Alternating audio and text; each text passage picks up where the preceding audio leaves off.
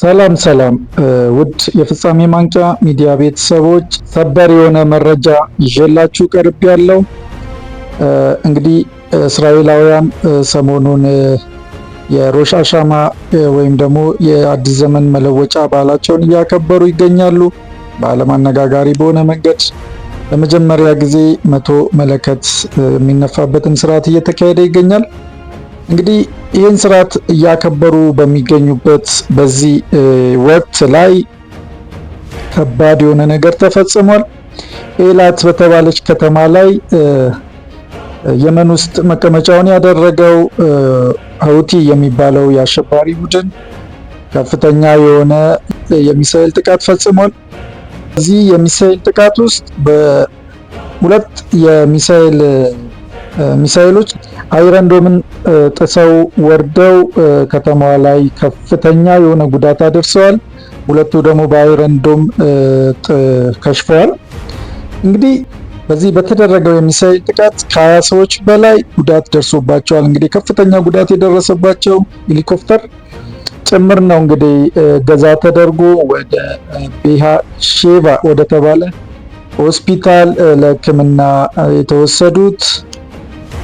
እንግዲህ አሁን ምን ሊፈጠር ይችላል የሚለው ነው አሁን ትልቁ ነጋጋሪ እየሆነ ያለው።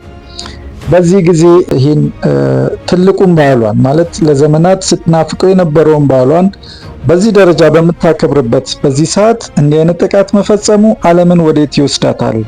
የዓለም አይኖች ሁሉ አሁን በዚህ ሰዓት ወደ እስራኤል በሆኑበት ሰዓት፣ አይኖች ሁሉ ወደዛ ወደ መካከለኛው ምስራቅ በሆኑበት ሰዓት እንዲህ አይነት ጥቃት የሚፈጸመው ሆን ተብሎ የሚደረግ ነገር በሚመስል ደረጃ እንደዚህ መደረጉ ዓለምን ወዴት እየወሰዳት ነው? እንግዲህ ይታወቃል። የዓለም መንግስታት በሙሉ ኒውዮርክ አሜሪካ እየተደረገ ባለው የዩኤን ስብሰባ ላይ ተገኝተው ስለ መካከለኛው ምስራቅ ትልቅ የሆነ ውሳኔ የተሰጠበት እንዳለ ይታወቃል። እንግዲያውስ በእነዚህ የሀገራት ውስጥ እነ ሆላንድ፣ እነ ፈረንሳይ፣ እነ እንግሊዝ፣ እነ ጀርመን ድምፃቸውን ለፍልስጤም ሰጥተዋል። ፍልስጤምን ሀገርነት ደግፈዋል። እንግዲህ ይህ የሆነ ባለበት በዚህ ሰዓት አሁን የተፈጸመው ይሄ ነገር ወዴት ይወስዳል? ምክንያቱም ኔታንያሁ ያደረጉትን ንግግር ሁላችንም በተለያየ መንገድ ሰምተናል። በፍጹም የፍልስጤም ሀገርነትን እንዳታስቡ ብለዋል። አሜሪካም ደግሞ የእስራኤልን አቋም ደግፋ ከእስራኤል ጎን እንደቆመችና በተለያዩ የአሜሪካ ፖለቲከኞች፣ ማህበራዊ ሚዲያ አንቂዎች እንዲያውም ጭምር የፈረንሳዩን መንግስት እነ ማክሮን የእንግሊዙን ጠቅላይ ሚኒስቴር በማስጠንቀቅ ላይ ይገኛሉ በእስራኤል ጉዳይና ምን ሊፈጠር ይችላል? በዚህ በራዕይ ዮሐንስ ምዕራፍ 12 ላይ አንዲት ሴት ከሰማይ ጨረቃን ተጫምታ ፀሐይ 12 ኮከቦች አክሊል የሆኑላት ስትወርድ አየሁ የሚል አለና በዛ ምዕራፍ ውስጥ ስንመለከት ያቺም ሴት የታላቁ ንስር 2 ክንፎች ተሰጧት እስከ ዘመንና እስከ ዘመናት እኩሌታም ወደ ምድረ በዳ ወስዶ እንዲጠብቃት እንዲንከባከባት አደረገ የሚል ትንቢት አለና አሁን ይህ ትንቢት የሚፈጸምበት ጊዜ ደርሷል ወደሚል ምክንያቱም አሁን ያቺ ሴት እስራኤል እንደሆነች እናውቃለን ሁላችንም። በዚህ የንስር ክንፍ ደግሞ አሜሪካ እንደሆነች የመጽሐፍ ቅዱስም ምሁራን እየተናገሩ ይገኛሉ እና በዚህ ጉዳይ ላይ ብዙዎቹ ይስማማሉ አሜሪካ እንደሆነች እና አሁን እየሆነ ያለው ነገር ወዴት ይወስድናል? አሜሪካ እያደረገች ያለችው ከሩሲያ ጋር ያለችበት መፋጠጥ አለ፣ ከቻይና ጋር፣ ቻይና እንደገና ከእስራኤል ጋር እያደረገች ያለችው መፋጠጥ አለና አሁን ወዴት ይወስደናል ይሄ ጥቃት የሚለውን በቅርቡ የምንመለከተው ይሆናል። ጉዳዩን እየተከታተልን እኛም መረጃ ከስር እንሰጣችኋለን። ሰብስክራይብ፣ ሼር ማድረጋችሁ ደግሞ እንዳይረሳ። እንግዲህ እስራኤል ይሄን ተከትሎ በአፋጣኝ ነበር ሄሊኮፕተሮቿን የጦር ጄቶቿን አንስታ የመን በሚገኘው ሰና ከተማ ላይ ከፍተኛ ሁቲዎች በሚገኙበት ቦታ ላይ ከፍተኛ የሆነ የሚሳኤል እያዘነበች ይገኛል። እንደገና ደግሞ ቦምቦችን እየጣለች ከሰማይ እሳት እያዘነበች ይገኛልና ይህን ተከትሎ እነ ቱርክ፣ ሳውዲ አረቢያ፣ ኳታር በዚህ ጉዳይ ላይ ምን ምላሽ ይሰጣሉ የሚለውን ወደፊት እናያለን። ምክንያቱም በዛ ጉዳይ ላይ እነ ሩሲያም እጃቸው ስላለበት እነዚህ ሰዎች ምክንያት ዓለም ወደ ጥፋት እየተመራች መሆኑን በግልጽ የሚታወቅ ነውና አይናችንን በዛ አካባቢ ላይ አድርገን ሰሞኑን እንቆያለን ማለት ነው። እኛም መረጃዎችን በስር አጠር ብለን እንሰጣችኋለን። እንግዲህ ወደ ሌላው መረጃ ደግሞ ሲሄድ በዓለማችን ላይ በተለያዩ ስፍራዎች ይሄ ሲንኮል የሚባለው ነገር እየተፈጠረ ይገኛልና የቱ ጋር እንደሚፈጠር የማይታወቅበት ሁኔታ ላይ ተደርሷል። ምክንያቱም ሰፋፊ ጉድጓዶች ናቸው።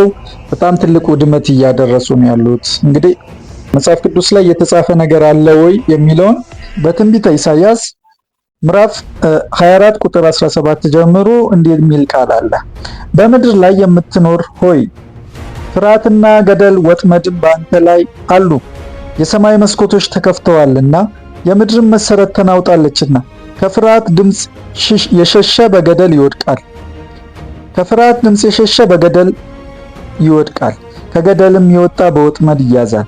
ምድር ተሰባበረች፣ ምድር ፈጽማ ደቀቀች፣ ምድር ተነዋወጠች።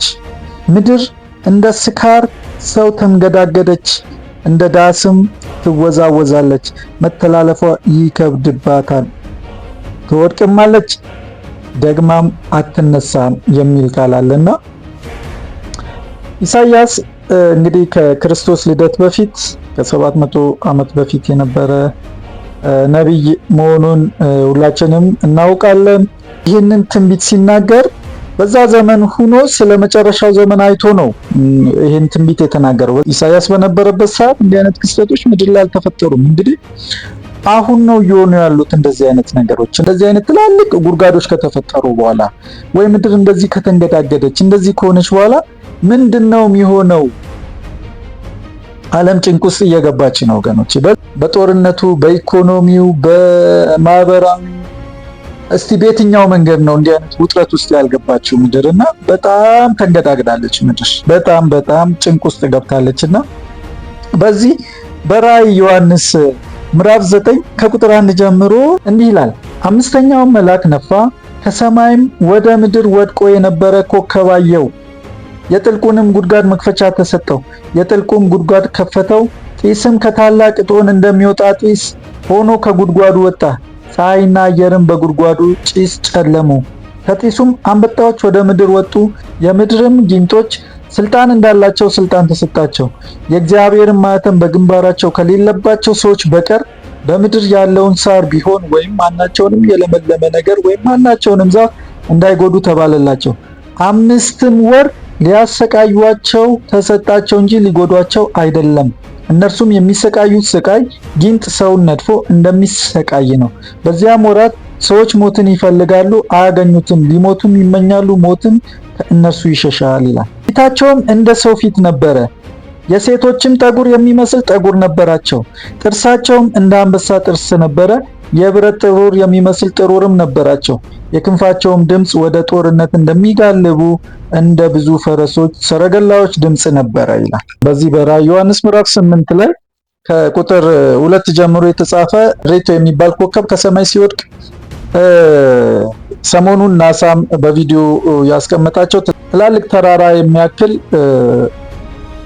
ትልቅ ተራራን የሚያክል ነገር ወደ ምድር እየመጣ ነው በሚል በሰዓት ከ137,000 ኪሎ ሜትር በላይ ፍጥነት እየፈጠነ ወደ ምድር እየመጣ እንደሆነ በአሜሪካ የፕሬዝዳንት መሪነት የስፔስ ወታደሮች ተቋቁመው እንምታው አይነት ውዝግብ ውስጥ ነው ያሉት። ይህ ምንድነው እያመጣ ያለው? ምንድነው ይሄ ኮከብ ይላል እዚህ ጋር። ወደ ምድር የተጣለው ያ ኮከብ የጥልቁም ጉድጓድ መክፈቻ ተሰጠው፣ የጥልቁንም ጉድጓድ ከፈተው፣ ጢስም ከታላቅ እቶን እንደሚወጣ ጢስ ሆኖ ከጉድጓዱ ወጣ ይላል። ፀሐይና አየርም ከጉድጓዱ ጢስ ጨለሙ። በፍጻሜው ዘመን አንድ የሚፈጠር ነገር አለ። ፀሐይ ለ3 ቀን ትጨለማለች። ዓለም ድቅድቅ የሆነ ጨለማን ነው የሚመለከተውና ይሄ ነገርስ ሊፈጠር ቢሆን እግዚአብሔር ከዚህ ነገር ይጠብቀን፣ ይታደገን። በንስሐ ወደ እግዚአብሔር እንመለስ። እግዚአብሔር መዳኛ መንገድ ወዳደረገው ወደ አንድ ልጁ ወደ ኢየሱስ ክርስቶስ እንመለስ።